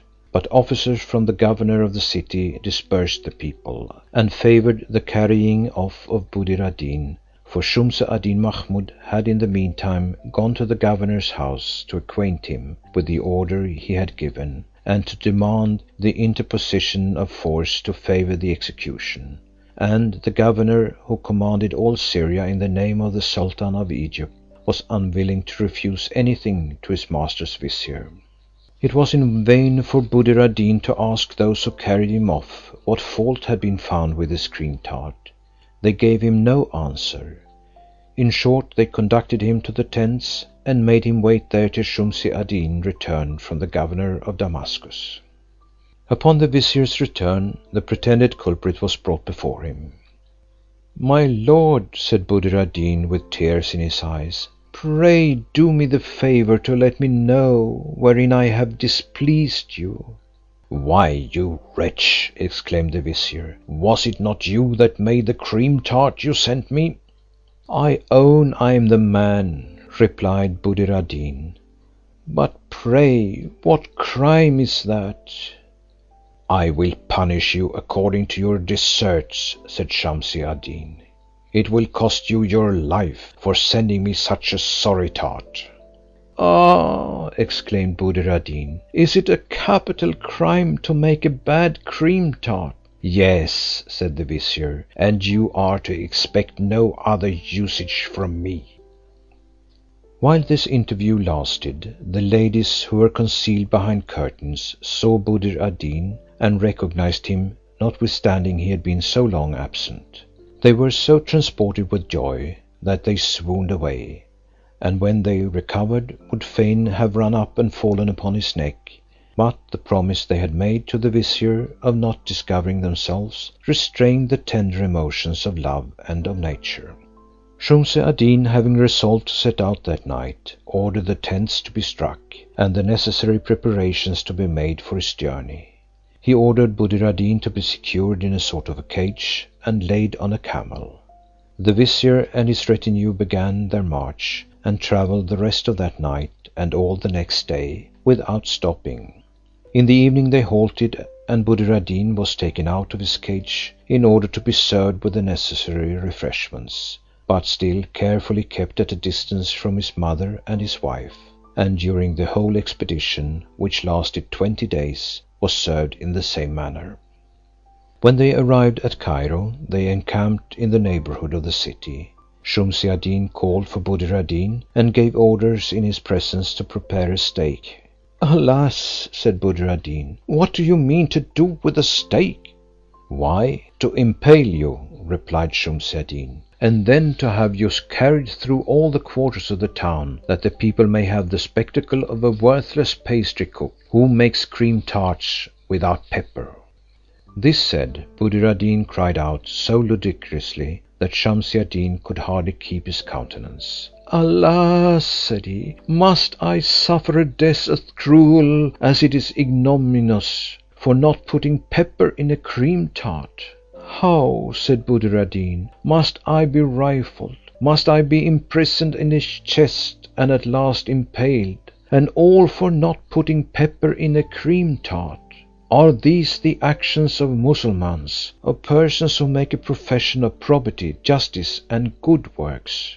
With these words he shed tears, and then renewing his complaint, No, continued he, never was a man used so unjustly, nor so severely. Is it possible they should be capable of taking a man's life for not putting pepper in a cream tart?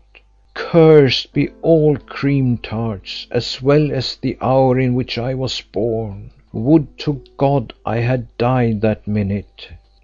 The disconsolate Buddir ad Deen did not cease his lamentations, and when the steak was brought, cried out bitterly at the horrid sight. Heaven, said he, can you suffer me to die an ignominious and painful death? And all this for what crime?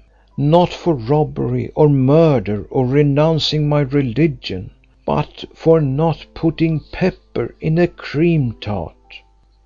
Night being then pretty far advanced, the vizier ordered Buddir ad Deen to be conveyed again to his cage, saying to him, Stay there till tomorrow, the day shall not elapse before I give orders for your death. The chest or cage then was carried away, and laid upon the camel that had brought it from Damascus. At the same time all the other camels were loaded again, and the vizier, mounting his horse, ordered the camel that carried his nephew to march before him, and entered the city with all his suite. After passing through several streets where no one appeared, he arrived at his palace, where he ordered the chest to be taken down, but not opened till farther orders. While his retinue were unlading the other camels, he took Buddir ad Deen's mother and his daughter aside, and addressed himself to the latter.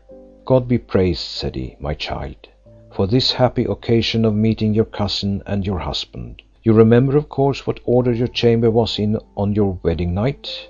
Go and put all things as they were then placed, and if your memory do not serve you, I can aid it by a written account, which I caused to be taken upon that occasion. The beautiful lady went joyfully to execute her father's orders, and he at the same time commanded the hall to be adorned, as when Buddir ad Deen Houssun was there with the Sultan of Egypt's hunchbacked groom. As he went over his manuscript, his domestics placed every movable in the described order. The throne was not forgotten, nor the lighted wax candles. When everything was arranged in the hall, the vizier went into his daughter's chamber and put in their due place Buddir ad Deen's apparel with a purse of sequins. This done, he said to the beautiful lady, Undress yourself, my child, and go to bed. As soon as Buddir ad Deen enters your room, complain of his being from you so long, and tell him that when you awoke you were astonished you did not find him by you. Press him to come to bed again, and tomorrow morning you will divert your mother-in-law and me by giving us an account of your interview. This said, he went from his daughter's apartment, and left her to undress herself and go to bed. Shumse ad Deen Mahmud ordered all his domestics to depart the hall, excepting 2 or 3 whom he desired to remain. These he commanded to go and take Buddir ad Deen out of the cage, to strip him to his undervest and drawers, to conduct him in that condition to the hall, to leave him there alone, and shut the door upon him. Buddir ad Deen, though overwhelmed with grief, was asleep so soundly that the vizier's domestics had taken him out of the chest and stripped him before he awoke, and they carried him so suddenly into the hall that they did not give him time to see where he was. When he found himself alone in the hall, he looked round him, and the objects he beheld recalling to his memory the circumstances of his marrying, he perceived with astonishment that it was the place where he had seen the Sultan's groom of the stables. His surprise was still the greater when, approaching softly the door of a chamber which he found open, he spied his own raiments where he remembered to have left them on his wedding night. My God, said he, rubbing his eyes, am I asleep or awake? The beautiful lady, who in the meantime was diverting herself with his astonishment, opened the curtains of her bed suddenly, and bending her head forward, My dear lord, said she with a soft tender air, what do you do at the door? You have been out of bed a long time. I was strangely surprised when I awoke in not finding you by me. Buddir ad Deen was enraptured. He entered the room, But reverting to all that had passed during a 10 years interval, and not being able to persuade himself that it could all have happened in the compass of one night, he went to the place where his vestments lay with a purse of sequins, and after examining them very carefully, exclaimed, "By Allah, these are mysteries which I can by no means comprehend." The lady, who was pleased to see his confusion, said once more, "My lord, what do you wait for?" He stepped towards the bed and said to her, "Is it long since I left you?" "The question," answered she, "surprises me. Did not you rise from me but now? Surely your mind is deranged." "Madam," replied Buddir ad Deen, "I do assure you my thoughts are not very composed. I remember indeed to have been with you, but I remember at the same time that I have since lived 10 years at Damascus. Now, if I was actually in bed with you this night, I cannot have been from you so long. These 2 points are inconsistent. Pray tell me what I am to think, whether my marriage with you is an illusion, or whether my absence from you is only a dream." "Yes, my lord," cried she, "doubtless you were light-headed when you thought you were at Damascus." Upon this Buddir ad Deen laughed heartily and said, "What a comical fancy is this! I assure you, madam, this dream of mine will be very pleasant to you. Do but imagine, if you please, that I was at the gate of Damascus in my shirt and drawers, as I am here now; that I entered the town with the halloo of a mob, who followed and insulted me; that I fled to a pastry cook, who adopted me, taught me his trade, and left me all he had when he died; that after his death I kept a shop. In fine, I had an infinity of other adventures, too tedious to recount; and all I can say is, that it was well that I awoke, for they were going to impale me." "And for what?" cried the lady, feigning astonishment. "Would they have used you so cruelly? Surely you must have committed some enormous crime." "Not the least," replied Buddir ad Deen. "It was for nothing but a mere trifle, the most ridiculous thing you can imagine. All the crime I was charged with was selling a cream tart that had no pepper in it."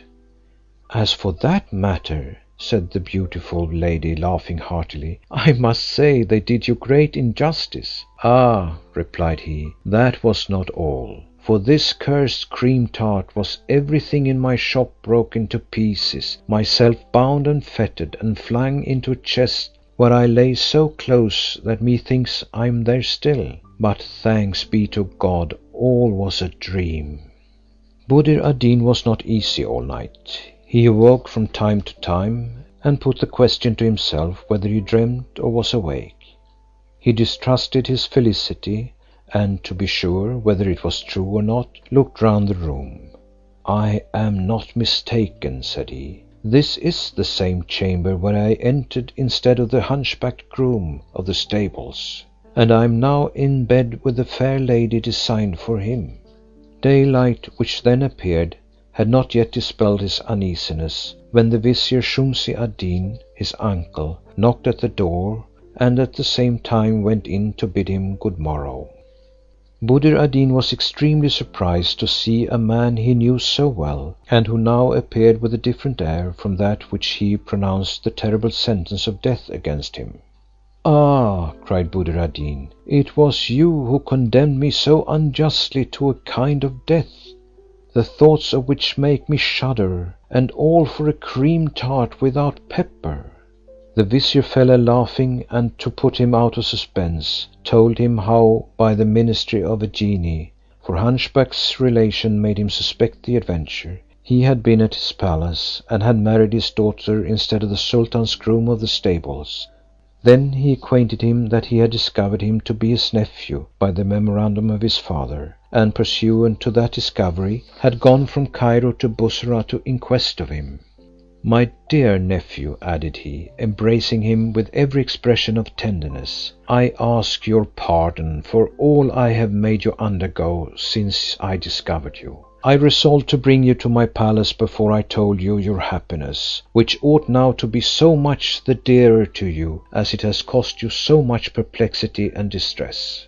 To atone for all your afflictions, comfort yourself with the joy of being in the company of those who ought to be dearest to you. While you are dressing yourself, I will go and acquaint your mother, who is beyond measure impatient to see you, and will likewise bring to you your son, whom you saw at Damascus, and for whom, without knowing him, you showed so much affection. No words can adequately express the joy of Buddir ad Deen, when he saw his mother and his son. They embraced and shewed all the transports that love and tenderness could inspire.